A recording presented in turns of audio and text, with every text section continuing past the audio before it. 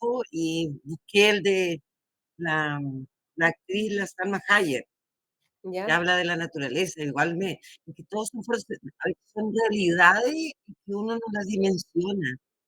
Uno no tiene el tiempo, su vida agitada del día, de levantarte, acostarte y hacer mil cosas, y no te da estos momentos como para pensar lo que está pasando a nuestro alrededor. Entonces, ahora te das cuenta que el daño que hacemos los humanos, Exacto. cuando, cuando uno ve esto, te llena. Yo alcancé a ver solamente ese, ¿ya? Porque había entrado a la página, no me resultó con el I, le saqué el I, y ahí pude entrar y entré a YouTube, como te vi, Claro. pero antes me vi esas películas. Entonces, me inscribí incluso con mi correo que me pidieron para verlo más adelante. Ya, yo en realidad los invito, porque sí, yo creo que eso que dice Ana María, que es muy fuerte, yo lo comparto muy plenamente. Eso fue una serie de videos que se hicieron, no son nuevos, son de hace varios años ya, pero en realidad todos llaman a la conciencia, y a la conciencia, y todos es sobre recursos naturales. Así que yo no sé si alguien quiere hacer otro comentario, decir algo, o si no, continuamos con nuestra clase. Profesora, Dígame nomás. ya, tengo un poquito de problema con el internet, pero un caso que ocurre acá, bueno, yo, José Gómez, de acá de Caldera, región de Atacama. Ya, El caso, por ejemplo, del escaso estudio de impacto ambiental de la minera Dominga, que está ahí en la frontera entre la tercera y la cuarta región. o sea, Mm. el caso no fue el estudio, ha sido uno de los estudios de impacto ambiental más grande que se ha hecho en Chile. Y eso en términos de estudio, eso es, ¿ya? O sea, aquí yo le estoy quitando el corazón, yo estoy hablando de hechos. Independiente a que yo no sé si yo no me he pronunciado si estoy o no estoy de acuerdo, porque uno tiene que tratar de evitar el corazoncito en esto. Ya, siga Claro, nomás. claro, bueno, dentro de los estudios también hay que he podido ver, eh, bueno, una de las cosas de la biodiversidad que hay en el lugar, cómo se vería afectado, si bien hay una tasa de cesantía muy grande acá en la región, donde algunos están de acuerdo y otros no. Pero dentro de los estudios que he logrado ver, por ejemplo, está el mismo tema, y pareció a lo que tú dices, el tema del lastre, de, por ejemplo, estos barcos que vienen de otros países, si bien está prohibido botar el lastre acá en las costas chilenas, pero es inevitable. Y eso provoca también que se cree otra fauna y otras especies marinas también que no son del lugar. Eh, Acá en la región también hay eh, eh, eh, envío de metales pesados y cómo ha afectado acá la zona. Entonces, el tema de Dominga lo veo por ese lado, o sea, la oposición de poder que se lleva a cabo el proyecto es precisamente por la biodiversidad que puede provocar el lugar en una zona protegida de la isla Dama y la isla Shore. Así que yo lo veo, bueno, usted me corrigió ahí que si bien hay uno de los impactos ambientales, uno de los más grandes, pero tal vez una opinión a lo mejor abarcar también otras áreas que no solamente sea de la parte ambiental, sino también otros factores, el tema de la llegada de los barcos, eh, el mismo derrame que pudiera provocar otro impacto ambiental y cambiaría la fauna del lugar. Discúlpenme, ¿me pueden esperar un segundito, por favor?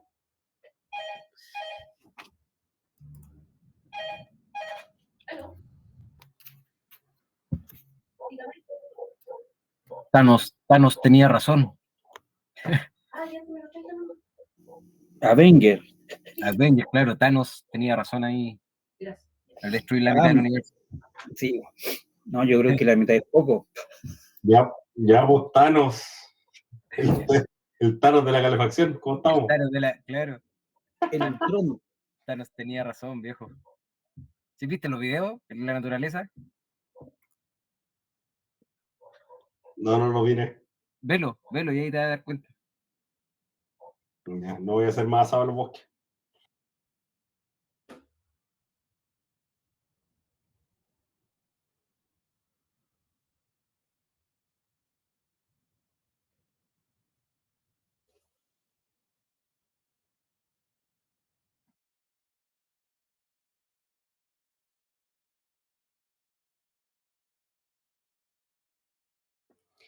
Oye, José Gómez, Ricardo, sí, esa cuestión que estáis hablando de los lastres, yo aquí en el astillero lo aprendí hace poco, porque yo no tenía idea, po.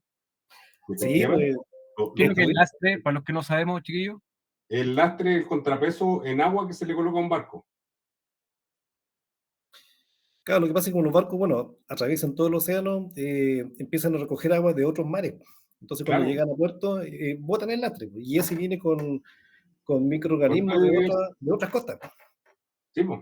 Sí, pues aquí lo aprendí porque la de medio ambiente del astillero hizo tremenda observación cuando llegó un buque extranjero por el lastre, pues. Donde había deslastrado y donde había recargado el lastre, pues. Efectivamente, acá, por ejemplo, acá a Caldera llegan barcos que vienen de Sudáfrica, de Asia, y Ah, vienen de otros mares con otros microorganismos, y eso han creado creación de algunas algas que no son propias de la costa. Mm. sí, pues, me imagino. Sí, pues, eso pasa acá, pues, claro. Por eso, por ejemplo, hay harta normativa marítima al respecto. Por ejemplo, el, el desagüe de los estanques de sépticos, eso se hace sobre las 200 millas, Ya. para que las corrientes disuelvan todo eso.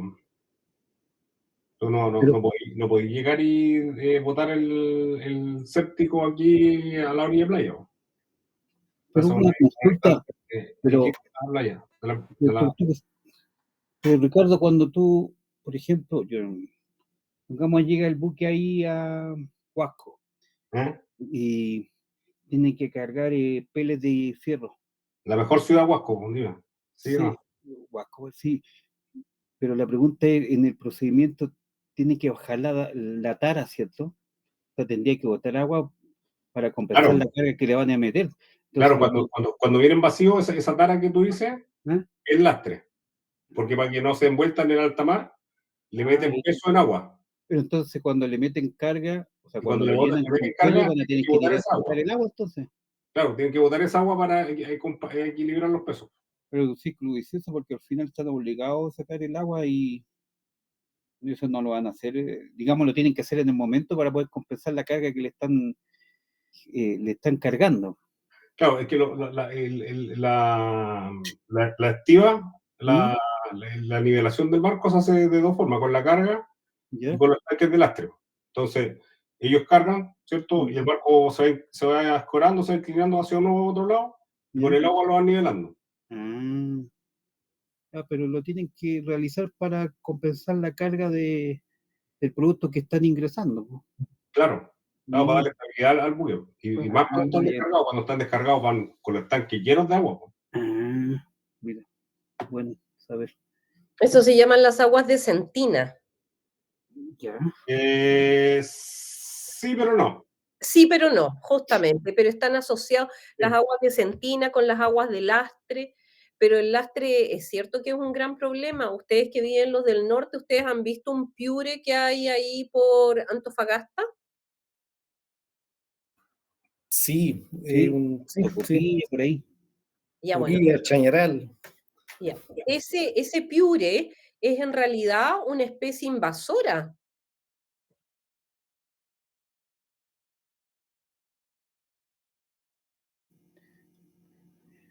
No tenía idea. Se referirá al piure roca, ese, al piure piedra, Al rojo ese. al, al, al, Claro, al de piedra que crecen los postes de los muelles, que crecían los postes de los muelles. exactamente, Bueno, porque ese piure es un piure que proviene de Australia. yo hubiese jurado que era nativo, yo lo como desde que tengo uso razón, como O ese sea, piure. en realidad yo no conozco ese piure porque la fauna es muy distinta, pero es un piure que ha cubierto prácticamente, bueno, no tiene nada que ver con que no se pueda comer, son dos cosas distintas. Pero, ¿cuál es el efecto de las especies invasoras? El efecto de las especies invasoras es que llegan a un lugar y probablemente tienen mayores capacidades adaptativas que el resto, entonces se ubican y desplazan al resto. Y usualmente por eso es que cada especie tiene su ambiente. Pero después vamos a seguir hablando eh, de las especies invasoras cuando hablemos un poco más de biodiversidad. Sí, José, en realidad ese es un problema, pero estoy segura que si lees en detalle el estudio de Dominga, yo estoy segura que deben haberlo mencionado, porque en Chile en realidad el agua de lastre que se requiere, porque en el fondo, como decían por ahí, es para contrapesar el bote, el barco, El buque. el buque, eh, sin eso no logran prácticamente llegar a puerto y se supone que deben deslastrar en puntos que incluso la Marina tiene previamente identificados afuera, pero no deslastran todo. O sea, deslastran, vuelven a lastrar, pero ahí en ese intercambio siempre está la duda de qué es lo que queda en otra parte. Pero en realidad el estudio yo no me he manifestado, ojo, no me he manifestado si estoy a favor o en contra, pero es ahí donde nuevamente partimos con este conflicto socioecológico. Y el conflicto socioecológico es ¿qué hacemos? O nos quedamos con abrimos la mina, hacemos el negocio o los recursos naturales. Esa es la pregunta. Y ahí está también nosotros después como ciudadanos, ¿qué queremos? Porque nosotros como ciudadanos también de una u otra manera deberíamos poder o ser capaces de expresar en el fondo algún futuro, alguna cosa. Bueno, pero yo creo que después de toda esta conversación que hemos tenido, a ustedes les queda claro, súper claro, que estamos inmersos en un mundo de problemas y de problemas que son complejos y que todos los problemas complejos van a estar asociados a los recursos naturales y que además de los recursos naturales va a estar asociado a los humanos, que somos nosotros, sus usuarios, y que desde tiempos ancestrales a ver, ¿dónde está mi? Ay, no sé ahora dónde estoy, aquí estoy. Y que desde tiempos ancestrales hemos pensado que el planeta está al servicio del hombre, cosa que no es en realidad tan así.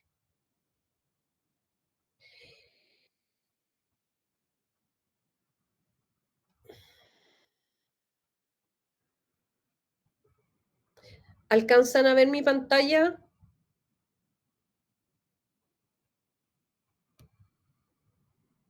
¿Se ve o no se ve? Sí, Ya, perfecto.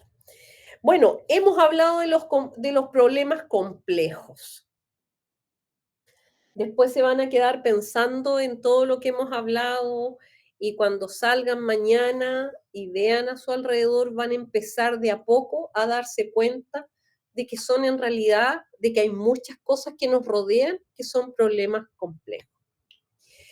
Pero dentro de estos problemas complejos hay una ciencia que es súper importante y que es la definición de ecología, pero la vamos a ver un poco más adelante.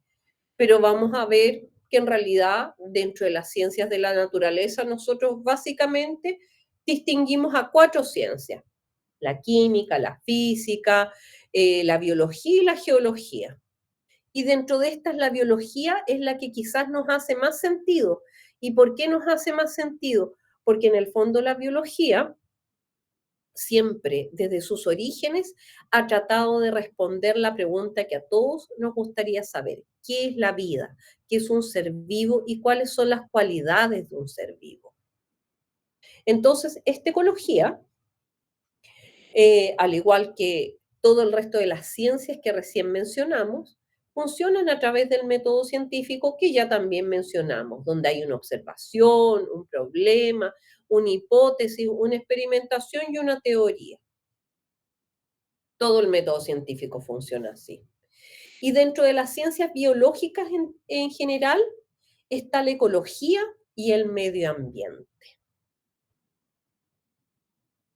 Hay 2 personas que yo no he escuchado hoy en día, me gustaría escucharlas, que una de ellas recuerdo que su nombre es Tania. Doña Tania, ¿está por ahí y tiene ganas de hablar?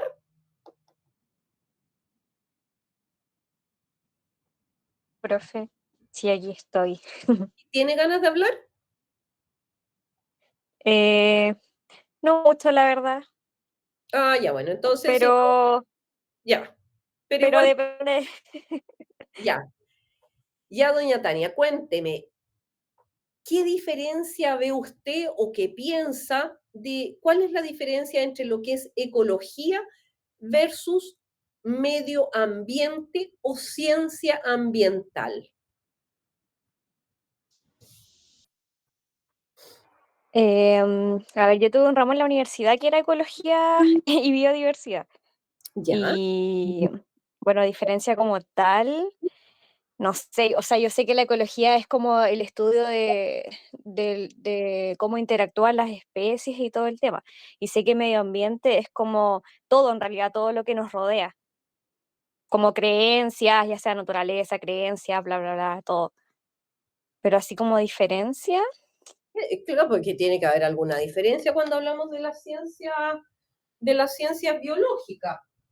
¿Quién puede aportar un poquito, ya?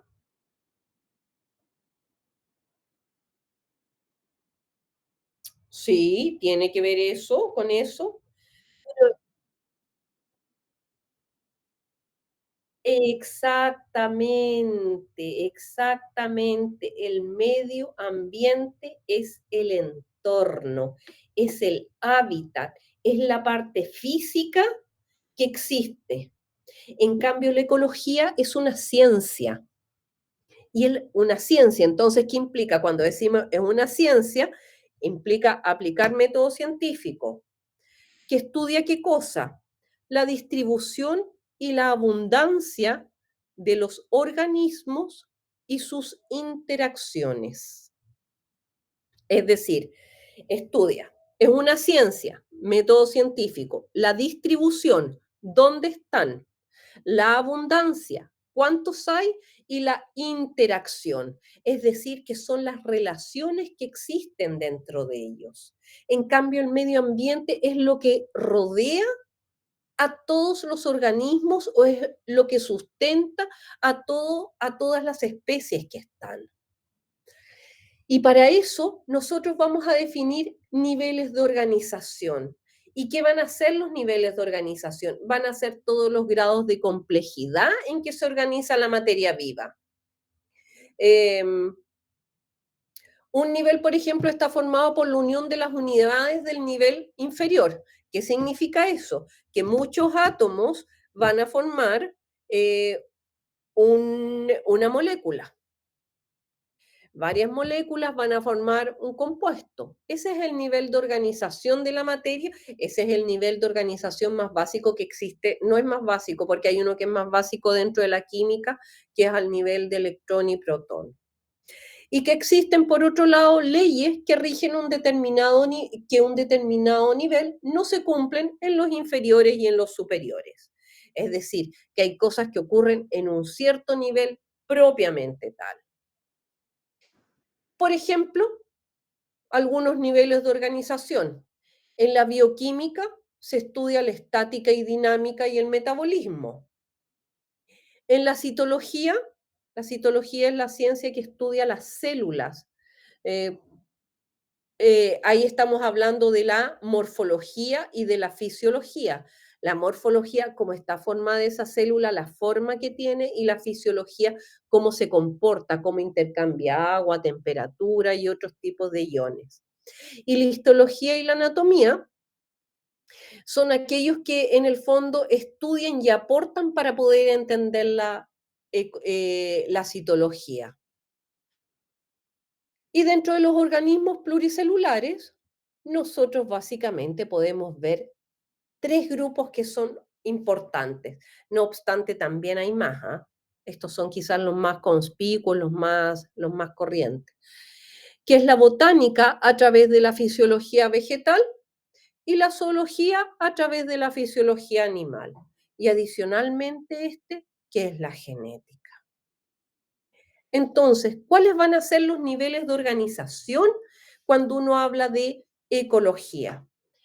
Cuando uno habla de ecología, lo más básico que nosotros podemos definir en la ecología son las especies, los organismos. ¿Ejemplos de especies? ¿Quién me da?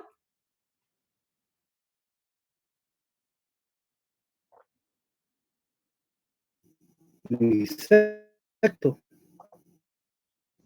Ya, pero insectos es un grupo. Ah, ya. Los gatos, Los perros, no gatos, sé.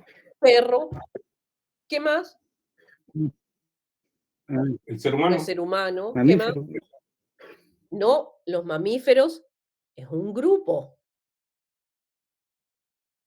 Es un grupo, porque los mamíferos están formados Ya. por todos aquellos animales que tienen una serie de características comunes. Entonces, ¿qué otras Los especies? cetáceos. Los cetáceos, perfecto. Las moscas, las rosas, Los los piures. piures, bien, Los piures. exactamente. Los piures, los. Los choros, eh, los atunes, Los vertebrados y los invertebrados, los creo que pig- son, profe.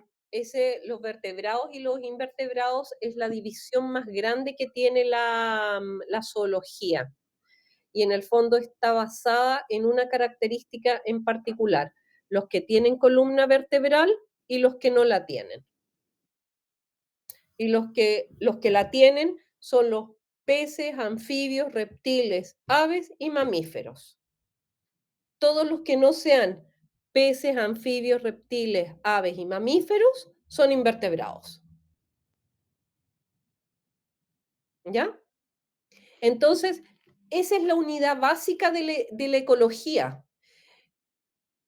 Si nos referimos, pregunta, si hablamos de una célula sanguínea, ¿la ecología trabaja al nivel de células sanguíneas? ¿Sí o no? No. No, muy bien, porque la unidad básica de la ecología es la especie. Luego, cuando uno tiene muchos gatos juntos, todos los gatos pasan a formar una población, ¿ya? Una población es un ejemplo de muchos gatos juntos. Pero si yo tengo una población de gatos, más una de perros, más una de ratones, que viven en el bosque, por decir algo, esto forma una comunidad. Y si nosotros ponemos muchas comunidades juntas, distintas, forman los ecosistemas. Y a partir de los ecosistemas aparecen los biomas, que son, por ejemplo, el desierto, la tundra, la pampa, el bosque caducifolio. Y la suma de todos esos ecosistemas o de todos esos biomas forman lo que es la biosfera y que es la capa superficial que cubre a la Tierra o la ecósfera. ¿Les queda más o menos claro? Sí, pero Sí, profe. Ya. Tienen que pensar siempre cuando hablan de ecología que la unidad más básica es la especie. ¿Cuál es la especie? Una mosca. ¿Y cuál es la unidad más compleja? La biosfera. ¿Por qué? Porque en la biosfera o biosfera o ecosfera, que para todos los casos da lo mismo, justamente agrupa en el fondo a todas las cosas vivas. Ese es el nivel de organización. Aquí está. Si hablamos de moléculas, es de biología molecular, no es ecología. Célula no es ecología. Pero aquí sí que empezamos a hablar de la ecología porque hablamos de organismos, de especies, de individuos. Y de aquí para arriba de organismos sí que hablamos hasta acá de ecología. Eso, por favor, pónganle un asterisco dentro de sus apuntes porque eso es algo importante, que ustedes entiendan cuáles son los niveles de organización de la biosfera, qué es lo que es una población, qué es lo que es un ecosistema, qué es lo que es un bioma y qué es lo que es la biosfera. y cuáles son los organismos. ¿Ya?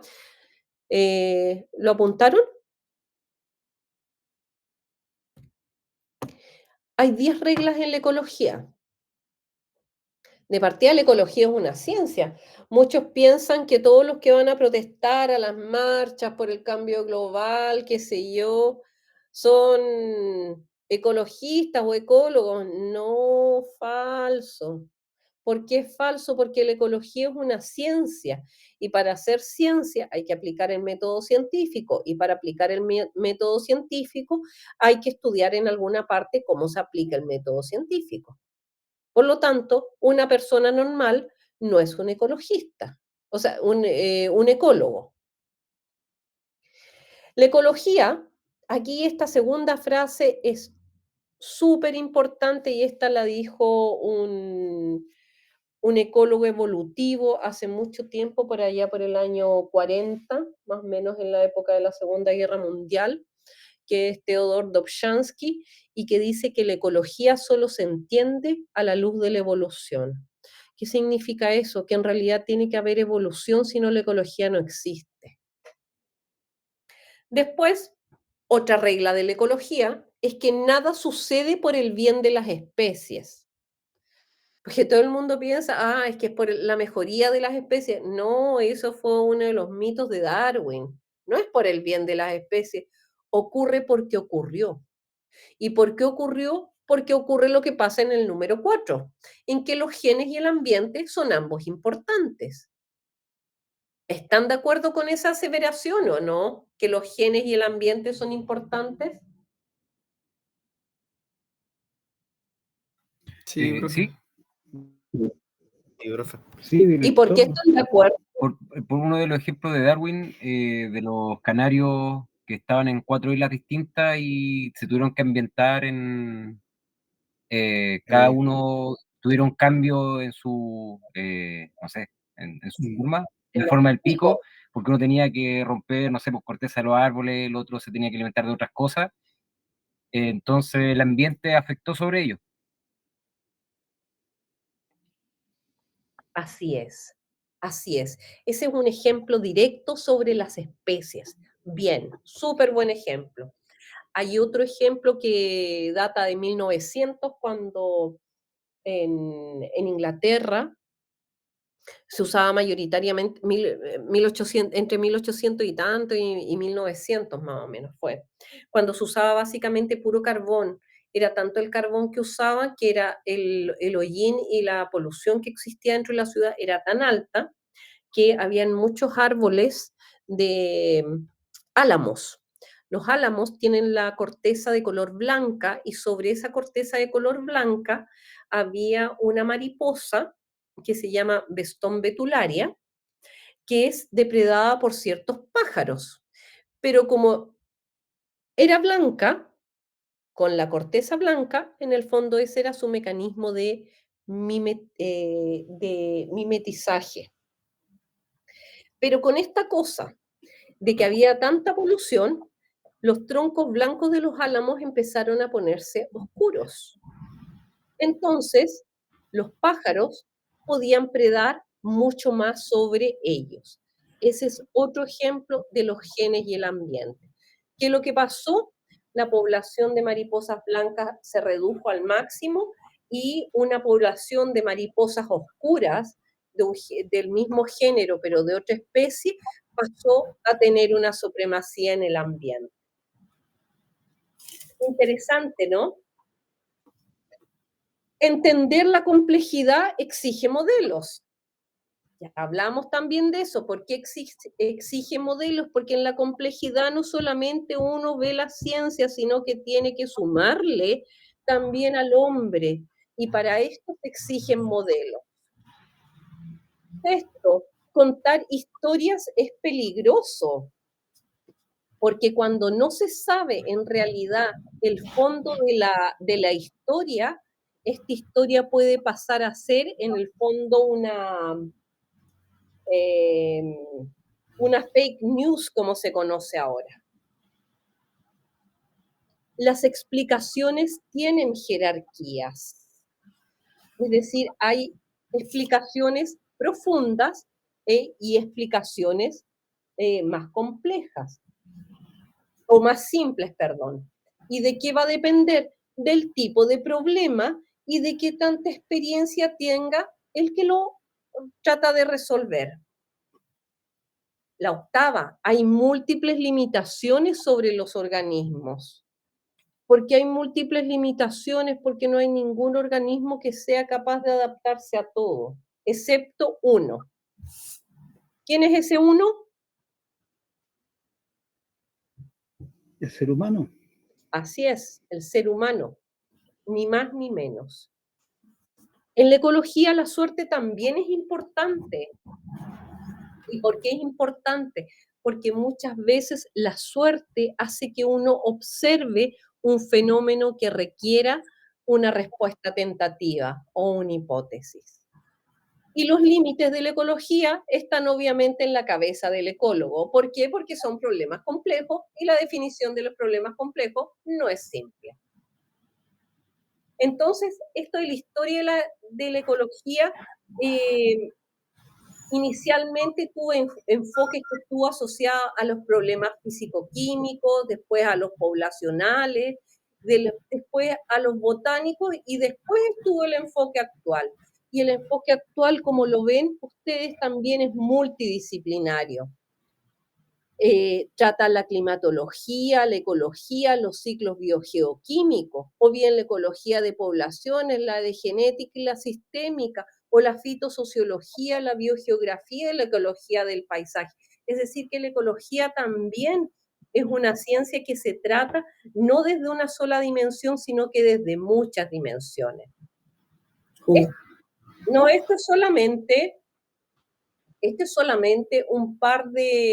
una figura que les quise poner para que vean que para el desarrollo de la ecología desde su origen hasta el día de hoy hay muchas interacciones y la información partió desde abajo. No es que nadie de los que esté arriba haya creado esta cosa de la ecología, un término que también se desarrolló en el tiempo. Yo después les voy a pasar la presentación si a alguien le interesa verlo o analizarlo. Hay algunos que son súper interesantes, especialmente en esta última parte, o mejor dicho, desde acá para arriba, que son los más nuevos. Pero partió esto de por acá abajo.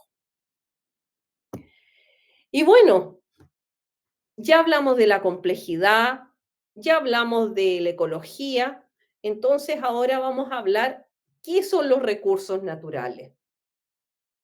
Yo creo y no me cabe ni una duda que todos ustedes saben muy bien qué es lo que son los recursos naturales.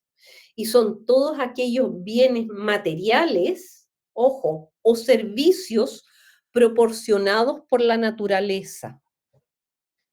Después vamos a hablar de los servicios ecosistémicos también, que son los servicios que proporciona la naturaleza, sin alteraciones por parte del ser humano.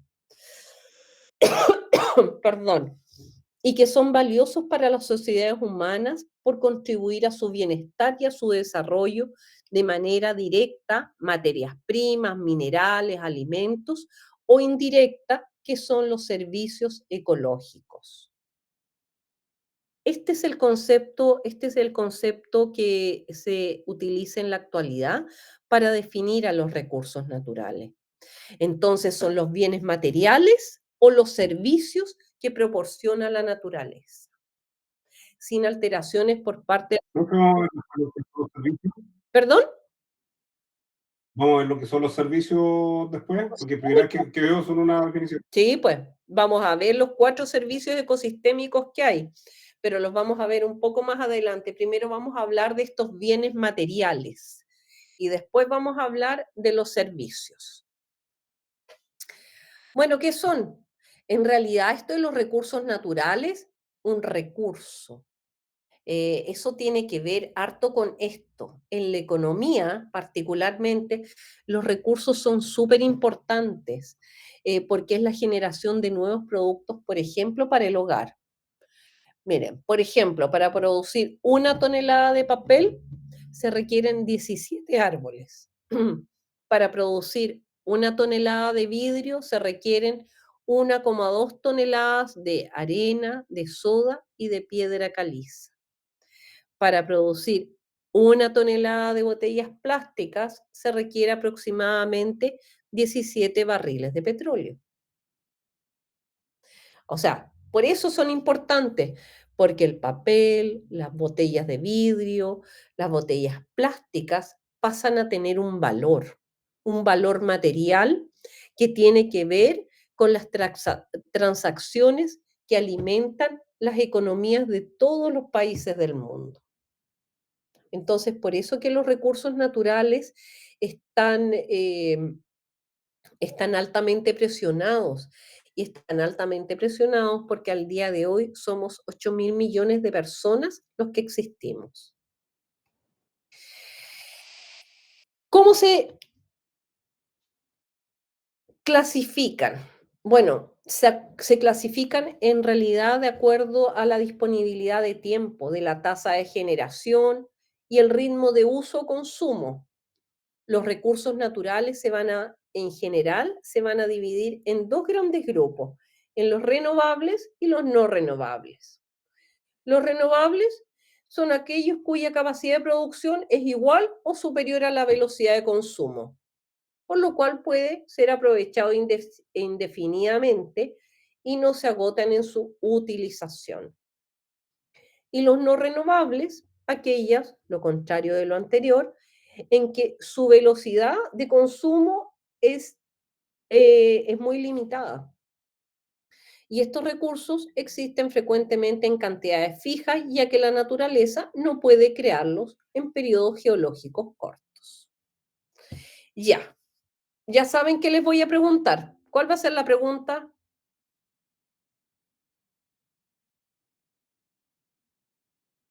Un ejemplo cada uno. Un ejemplo de cada uno. Ya que prendió el micrófono, aproveche de darme un ejemplo entonces de cada uno. En lo renovable está la madera y en lo no renovable los combustibles fósiles. Ya, el de los no renovables, sí, totalmente de acuerdo, pero en el de los renovables, ¿usted está seguro? A ver, ¿qué dice el resto de los compañeros con respecto a la madera? ¿Es renovable o no renovable? Si es bosque nativo, tiene la capacidad de, ¿cómo dice? La capacidad de su consumo debería ser inferior a la capacidad de regeneración. Qué complicada la respuesta, ¿eh? Depende de la especie de árbol, ¿o no? También. Sí, también. que la araucaria. Sí, pues, no es lo mismo un pino que Pero una araucaria.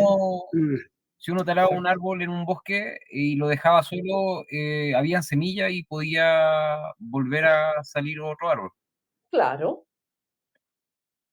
Entonces también hay algunos que hablan de que además de esta condición de renovables o no renovables, hay algunos que dicen que son parcialmente renovables.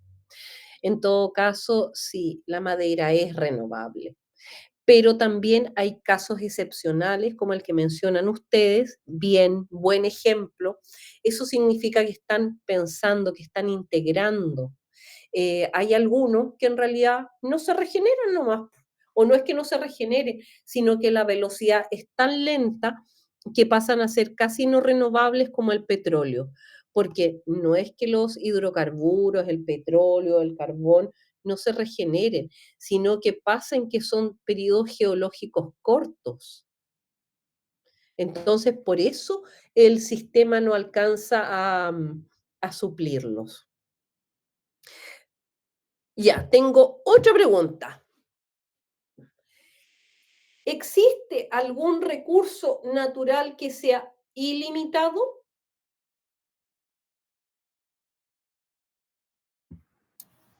¿Podría ser el viento, El aire. El sol. el aire, Sí, la luz. la radiación solar? ¿A qué le Sí, llama ilimitado? ¿Infinito? infinito. Puede Eh, haber mucho hidrógeno, pero en el El ambiente. peto, No, entonces. El hidrógeno no es ilimitado, es parcialmente también. Ahí están las sutilezas. Yo creo que no. Sí, el sol. Porque el sol en El realidad sol. se supone que va a gastarse en 4.6 billones de años más, pero en realidad ya a nadie le va a importar esa altura. O sea, es como formar una tierra nueva. Así que a él se le denomina en algunos casos de esa manera, al sol. Y el viento sí también, entre comillas. También, porque tiene que ver con todo esto lo mismo que las mareas. O sea, para nuestro ciclo, depende del punto de vista, porque para nuestro ciclo de vida, en este corto periodo que estamos acá, va a ser infinito. Pero en otros tiempos o en otros periodos de tiempo son todos finitos. Absolutamente, absolutamente. Todo depende de la escala, por eso la escala de tiempo y la condición de tiempo es tan importante. Y eso a cada una de estas cosas le implica una mayor complejidad, ¿o no?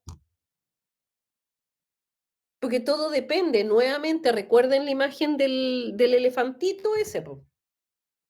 ¿Qué estoy haciendo? ¿Estoy abrazando la pierna y uno dice es una columna? Todo depende.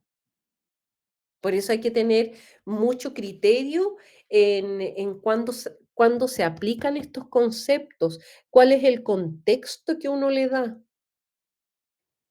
Porque yo también podría decir quizás el agua de una laguna no es renovable porque, o el hielo no es renovable. No es que no sea renovable, va a ser renovable, pero lo que pasa es que nosotros los humanos no vamos a estar. Entonces, por eso hay que tener cuidado con esos conceptos y aquí es donde se aplica claramente esta regla. Contar historias es peligroso. Así que ahí se aplica la regla número 6. Es peligroso porque depende del contexto. Bueno, los recursos renovables pueden ser aprovechados indefinidamente y no se agotan con su utilización. Algunos de los recursos renovables son el bosque, el agua, el viento, la radiación solar, productos de agricultura como cereales, frutales, tubérculos, qué sé yo. En general, aquí se habla de renovables a esos, porque sí, si uno los deja, va a tener. Por supuesto, si uno va a una especie específica, los puede hacer desaparecer. Dentro de estos recursos se clasifican los recursos inagotables, como por ejemplo la luz solar, las olas, el viento. No se van a agotar. O sea, la luz solar sí se va a agotar, pero como les decía, se va a agotar en 4.6 billones de años más. Entonces da lo mismo, es como la formación de una nueva Tierra. Ahí se va a pagar. Ese es el cálculo que se ha hecho hasta el momento. Existen los no renovables, muy bien dicho, usted el primer ejemplo y que es el que a todo el mundo le preocupa, incluso hasta los ambientalistas, están el hidrocarburo y los otros que les preocupa también a los economistas, como el hierro, el oro, el aluminio, el yeso, los fosfatos, el gas, el petróleo, el carbón y el uranio. Estas expediciones a la Luna, por ejemplo, o algunos planetas, apuntan también a este tipo de metales, porque el uranio, que es un producto radiactivo, se hacen muchos subproductos. Entonces, obviamente, para allá también va la exploración extraorbital. Dentro de estos recursos hay uno que es súper importante, que es el agua. Cuénteme, ¿por qué no me cuentan ustedes algo del agua? Porque alguien dijo que ustedes ya habían hablado del agua antes, ¿o no?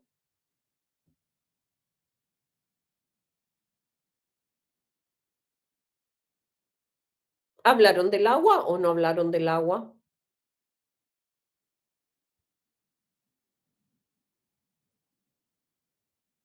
Oh, me caí. No, profesora. No, sí, No, está ahí.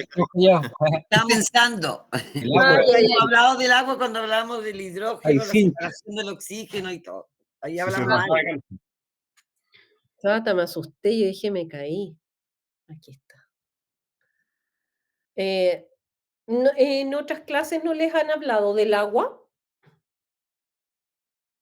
Lo hemos hablado como materia prima del hidrógeno, la composición atómica, cómo se divide, pero filosofar del agua no. También nos hablaron un poco de las mareas, como de energía, pero hasta por ahí nomás. Ya. Yo después les puedo contar también eso, pero primero vamos a hablar del agua.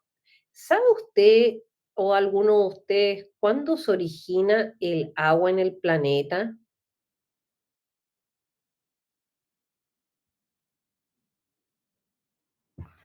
Yo vi en un documental que venía de los asteroides que impactaban con la Tierra, Así es. que no O nos sea, originó acá, o sea, tomamos agua extraterrestre. así es. Bueno, ustedes todos tienen que haber escuchado el libro del profesor Massa que se llama Polvo de estrella, somos polvo de estrella, porque en realidad todos nosotros somos extra y el agua sí apareció justamente así. ¿Y saben ustedes más o menos cuándo podría haber aparecido?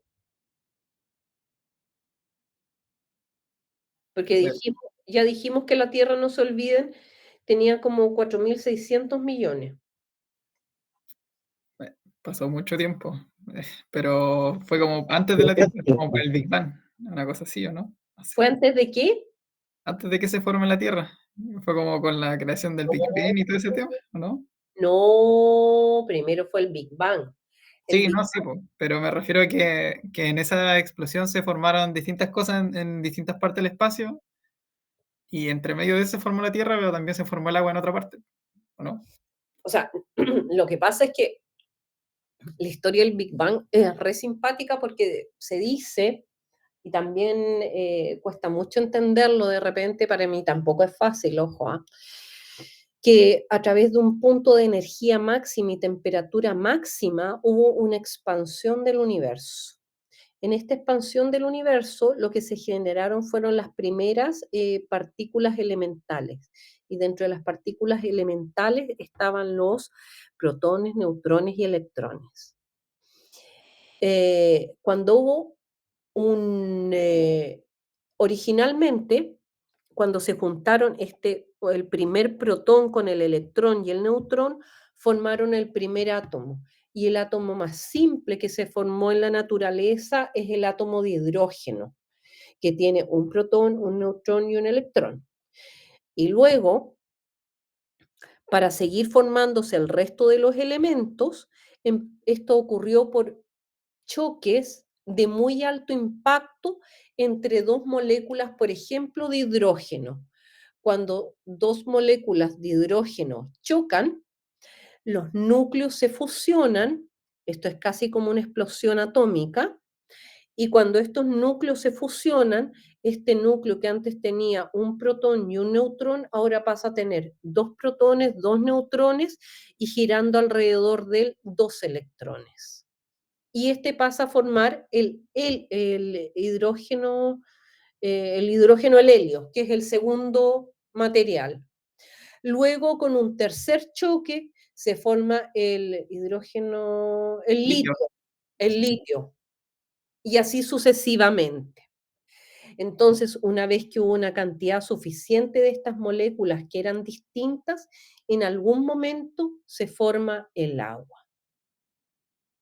Y esta agua es contenida en la tierra porque además se forma esta protección de ozono, que el ozono es un O3, son tres moléculas de oxígeno que están unidas, y hace y permite que este hidrógeno no se escape y cuando se mezcla con el agua empieza de repente a enfriarse todo el sistema.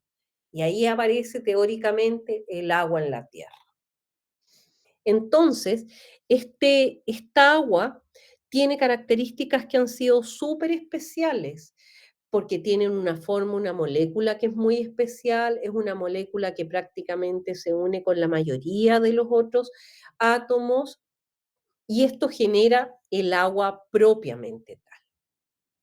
Y esta agua propiamente tal hace que incluso en la Tierra existen tres estados: el estado sólido, el líquido y el gaseoso. El sólido es el hielo y la nieve, particularmente los polos y las partes altas de las montañas. El líquido son los ríos, lagos, lagunas y el océano, y el gas es el vapor de agua. Pero todas estas cosas están en constante cambio y el agua de la superficie se evapora, el agua precipita, se infiltra por la tierra. Sin embargo, la cantidad total de agua en el planeta no cambia y no va a cambiar porque tenemos esta capa de ozono que impide que estas moléculas se escapen de alguna manera. Entonces, la circulación y la conservación del agua en la Tierra se llama ciclo hidrológico o ciclo del agua. Y aquí está. Y siempre va a ocurrir lo mismo, pero no me acuerdo bien por si acaso, así que pónganle un signo de interrogación si están anotando. Creo que el ciclo del agua, para que exista un ciclo completo, creo que tarda como 16.000 años. No me acuerdo y en este momento no puedo buscar porque no, si no tengo que salir de la presentación. O sea, por lo tanto, es renovable, pero en realidad también es parcialmente renovable porque en 16.000 años nosotros no vamos a estar. Entonces, eso pasa a ser de que la duración del ciclo del agua también sea todo un tema.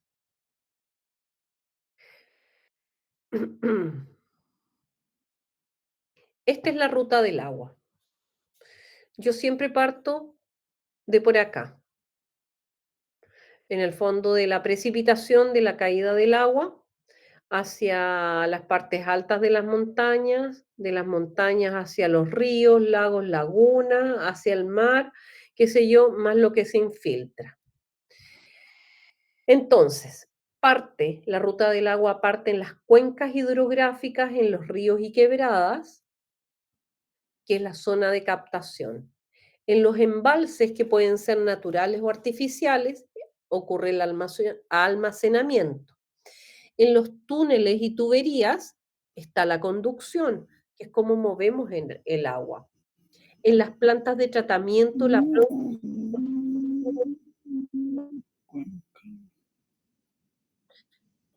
no le entendí, perdón.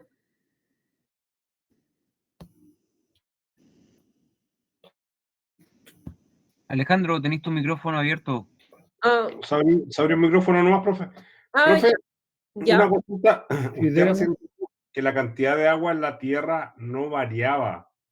O sea, a ver, no sé si me estoy errado o no. O sea, si en la Tierra hay 2 litros de agua, no van a aumentar ni van a disminuir, están en distintas partes del ciclo. ¿Eso quiso decir? Así es. Eso es. Pero entonces cuando hablamos, referido a la materia que estamos viendo, cuando estamos generando hidrógeno, que estamos rompiendo la molécula de agua, estamos disminuyendo la cantidad de agua que hay en la Tierra. Usted está hablando del proceso de hidrólisis, ¿Sí? ¿sí? Debería ser así. Pero en realidad es tanta el agua que existe en la Tierra que esa cantidad es marginal. Es súper marginal. Yeah. Es, No me llamó la atención eso de saber que en la Tierra habían 2 litros de agua y son 2 litros de agua, no son 2,5, son 2. exactamente. Pero es tan marginal, es tanta. Mira, no tengo el dato. Voy a ver si se los tengo para mañana, de cuánto es el agua que hay en la Tierra.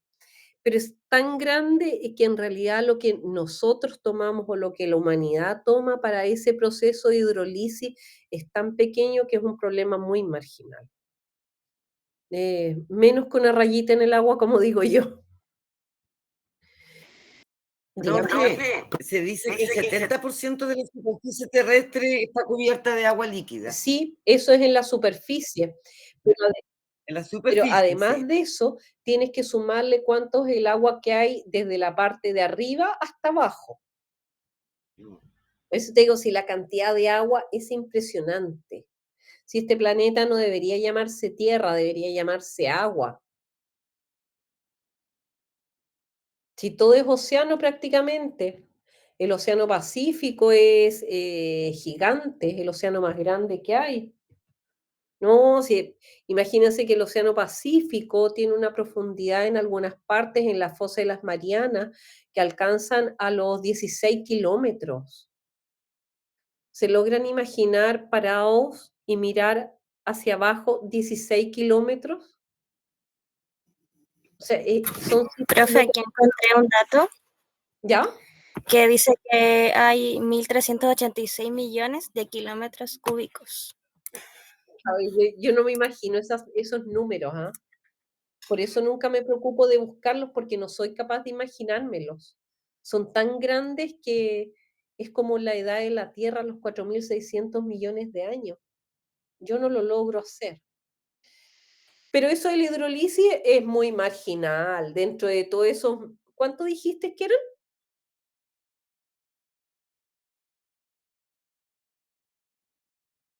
Tania, ¿fuiste tú? No, profe, yo, Francisca. Francisca, ¿fuiste tú? ¿Cuánto fue que dijiste? 1.386 millones de kilómetros cúbicos. ¿De Y de esa kilómetros? cantidad, el 97,5% es de agua salada y el resto de agua dulce. Así es. Y sí. Qué terrible, ¿ah? Sí, sí, profe. Y bueno, yo delante justamente, quizás, bueno, el concepto lo dije mal. Yo delante hablé de, cuando usted preguntó el recurso más abundante, yo hablé del hidrógeno. Claro, quizás me debí referir al agua, porque me refiero, como el agua estaba compuesta de 2 átomos de hidrógeno, por eso lo había mencionado. Sí, me imaginé que era por eso, ¿ah? Me Sí, imaginé que era por eso. sí, porque yo igual había escuchado dentro de uno de los reportajes que de repente veo ¿Sí? que el hidrógeno era el recurso más abundante del universo. Entonces, por eso Sí, también lo había asociado a no, eso. si el agua, y además que piensen que el agua, además de estar en forma de agua propiamente tal en el mar, está en forma de hielo en los polos, y en las montañas. No, si lo que tenemos de agua es... Entonces, por eso yo no me preocuparía en este momento ¿cómo se llama? Por la hidrólisis como problema. Es más, creo que ni lo mencionaría con tantos problemas ambientales que ya tenemos. Bueno, esa es más o menos la ruta del agua. Parte en la captación, el almacenamiento, la conducción, la producción, la distribución y los ciudadanos. Esta es la distribución de hielo, perdón, se me quedó pegado con el hielo, de agua en el mundo.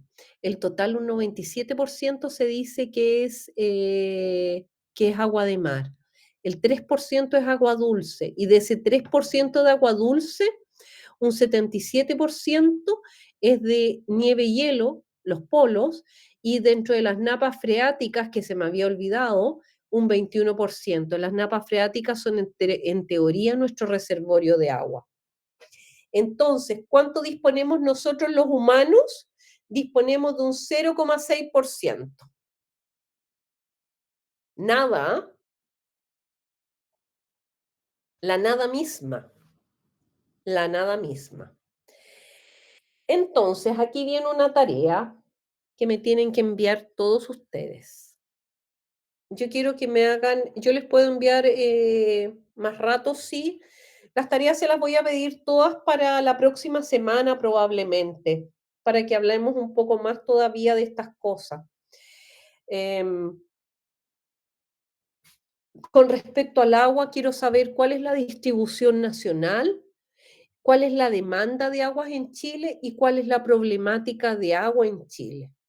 Por ejemplo, la contaminación de los cuerpos de agua por, no sé, voy a decir una tontera, por lindano. Así que para que empiecen a averiguar con respecto al agua en Chile. ¿Puede repetir, por favor? ¿Se las mando escrita mejor? Ya, ok, gracias. Porque lo que yo les estoy mostrando aquí la distribución mundial, pero yo quiero saber en el fondo cuál es la distribución nacional de agua que existe en el país. Cuánto hay de agua dulce, cuánto hay de hielo, cuánto hay disponible en ríos, lagos, lagunas, etcétera, etcétera. Cuánto hay en napas freáticas. Si no encuentran el dato, pongan explícitamente, no se dispone de un lugar de documentación, una fuente de referencia o lo que sea, ¿ya? Porque a veces no está el dato, no es que uno no lo quiera encontrar, no está nomás. Quiero saber cuál es la demanda de agua en Chile. En Chile existe por cierta parte de la industria una demanda muy alta.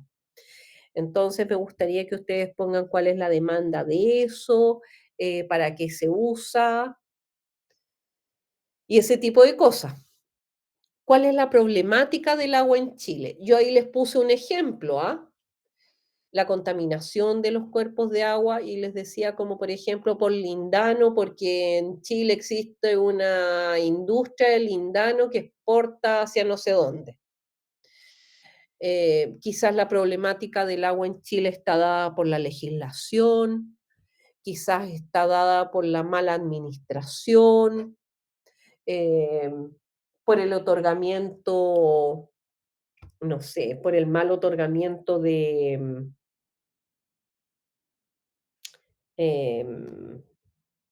¿Derechos? de derechos de agua, muchas gracias, que tiene que ver también con las políticas. Eso es lo que yo quiero, ese es el trabajo que yo quiero que ustedes me hagan, ¿ya? Bueno, la contaminación del agua. En las aguas no contaminadas existe cierto equilibrio entre animales y vegetales. Oigan, yo no sé si usted ya está cansado porque yo he hablado mucho hoy día, ¿eh? Sí, profe. No ha pasado la hora, profe, en buena onda. No, yo cacho que hablo harto, pues. Además que yo paso mucha materia siempre, siempre, siempre. Así que eso no es novedad. Y sin ni una mala onda también, no. Estamos grandes ya para eso. ¿Seguimos mañana entonces? Sí. Bueno, profe. Oigan, me gustaría saber así con mucha honestidad, ¿qué les ha parecido el contenido?